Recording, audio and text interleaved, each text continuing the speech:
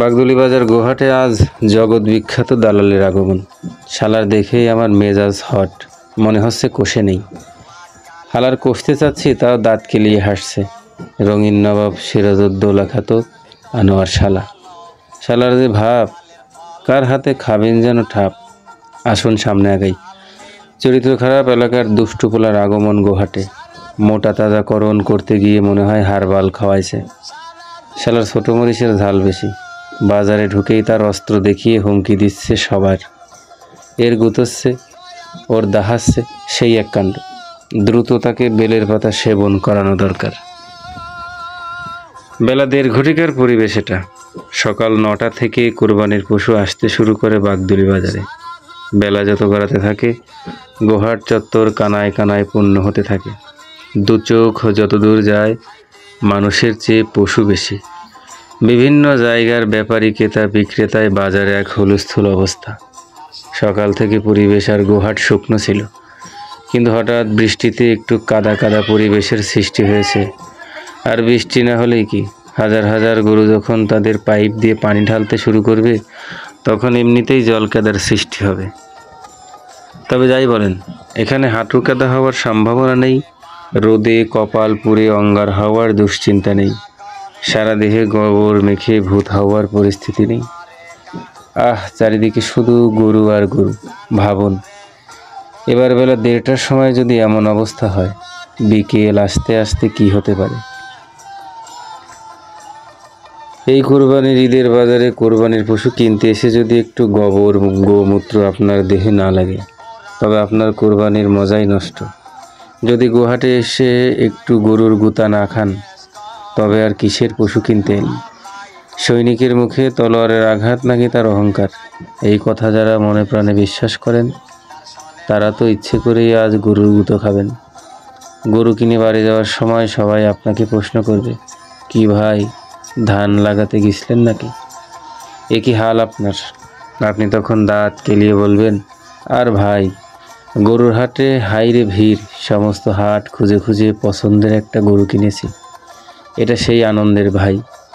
বাড়ি গিয়ে বউ বাচ্চাকে বলবেন দীর্ঘশ্বাস ফেলে, এই নাও তোমাদের কোরবানির গরু। সবাই আপনাকে দেখে হাসবে আর বলবে, এ কি হাল আপনার? এটা যে কিসের মজা তা বুঝবেন না। এত পশু, এত মাথা, এত গরু। আল্লাহ তাআলার হুকুমে সবাইকে জবাই করা হবে। মাথাগুলো কত দামি। বাজারে পরিচিত অপরিচিত লোকে ছেয়ে গেছে। যেদিকে ক্যামেরা ফোকাস করি, সেদিকেই পরিচিত বন্ধু বান্ধব, ভাই কাকা দাদা নানা ইত্যাদি। শত শত গরু এখানে আজ সমবেত হয়েছে। কৃষকের প্রতিটা গোয়াল থেকে যাদের অবস্থান ছিল একসময় একা দুজনে বা নিরিবিলি অবস্থান করা, আদর যত্নে ভালোবাসায় এদের বড় করা হয়েছে। এমনও কৃষক আছেন যারা নিজে না খেয়ে এই পশুগুলোর খাবারের বন্দোবস্ত করেছেন, নিজের সন্তানের মতো আগলে রেখেছেন, ভরণ পোষণ দিয়েছেন। আজ এই গোহাটে ভালোবাসা আর আবেগের জলাঞ্জলি হবে। কেঁদে বুক ভাসাবেন শত শত কৃষক। তাদের চোখের প্রতিটা জল সাক্ষী দেবে পশুর প্রতি তাদের ভালোবাসার। কিছুই করার নেই, তাকে বিক্রি করে সে আবার নতুন কাউকে বরণ করে নেবে, আবার সন্তানের মতো লালন পালন করবে এক একটা পশুকে। পরিশেষে আসুন, আমরা সবাই আমাদের প্রিয় বাগদুলি বাজার গোহাট বাঁচিয়ে রাখি। এলাকার মানুষের সুযোগ সুবিধা নিশ্চিত করি। এলাকার অর্থনৈতিক উন্নয়নে অবদান রাখি।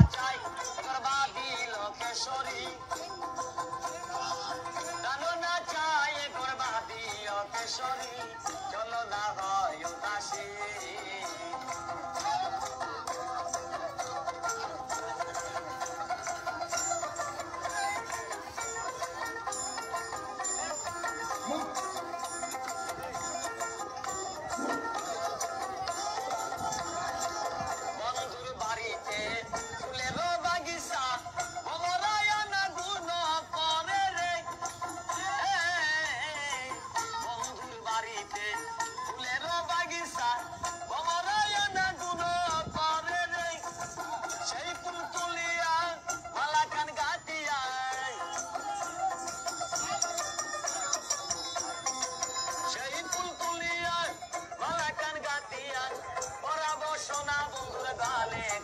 কেশরী বরাবর নিঠুর বন্ধুর গলে গো কেশরী চলো না হই উদাসী আমার মন না চাই গর্বাদি ও কেশরী প্রাণ না চাই গর্বাদি ও কেশরী চলো না হই উদাসী